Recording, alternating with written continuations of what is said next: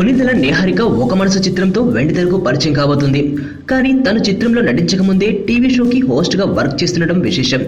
Anchor గా తన career ని మొదలుపెట్టి నిహారిక ప్రేక్షకుల మనసును దోచుకుంది. నిహారిక ఒక మనసు చిత్రంలో ఎమోషనల్ సీన్స్ లో చాలా అద్భుతంగా నటించి తన పెర్ఫార్మెన్స్ కి అందరూ ఆనందించేలా చేస్తోంది.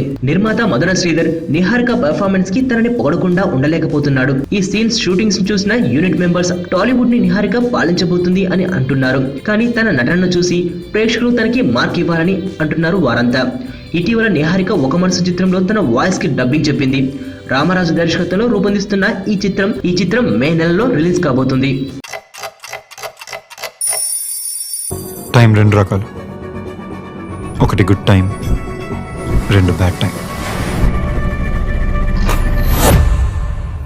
అమ్ము నా ప్రాణం.